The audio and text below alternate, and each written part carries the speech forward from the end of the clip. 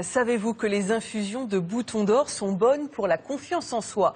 Les fleurs influenceraient nos émotions. Certains sportifs professionnels vont même jusqu'à les intégrer dans leur préparation pour repousser leurs limites. Le pouvoir des fleurs, un reportage signé Claudine Gilbert. En immersion dans la nature, son petit laboratoire sur le dos, cette pharmacienne recherche les fleurs à maturité idéale pour élaborer des élixirs. Aujourd'hui, ce sera le bouton d'or. Quelques fleurs suffisent, prélevées sans les toucher et déposées délicatement dans un bol d'eau minérale. Les fleurs vont infuser pendant une durée qui est en moyenne de 3 à 4 heures. Un élixir 100% bio, car nous sommes dans le parc naturel du Vercors, un site protégé sans pesticides, aux qualités écologiques exceptionnelles. Chaque fleur est choisie pour le message qu'elle véhicule et son impact sur nos émotions.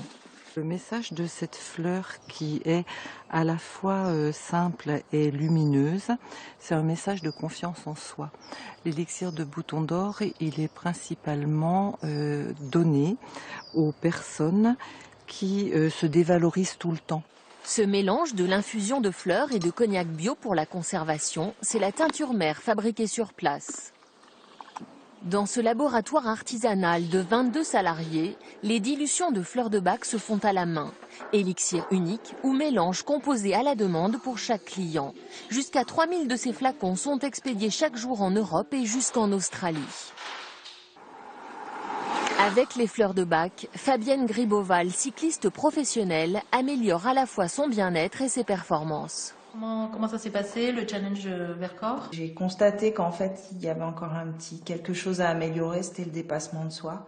Cette ostéopathe étudie la thérapie par les fleurs pour les sportifs dans le cadre d'un programme expérimental de 3 mois. Par exemple, un sportif arrive avec un objectif de compétition de haut niveau et je vais lui demander qu'est-ce qui l'a incité à être dans ce protocole et qu'est-ce qui l'a empêché jusqu'à maintenant, qu'est-ce qu'il ressent lui qui l'a empêché jusqu'à maintenant d'atteindre ce niveau-là. Donc ça va être oser, dépasser ses limites. Et là, on va travailler là-dessus. L'efficacité des fleurs de bac inventées en Angleterre dans les années 30 n'est pas prouvée scientifiquement. Mais elles sont de plus en plus utilisées comme thérapie complémentaire en cancérologie chez les malades d'Alzheimer ou dans les maternités partout dans le monde.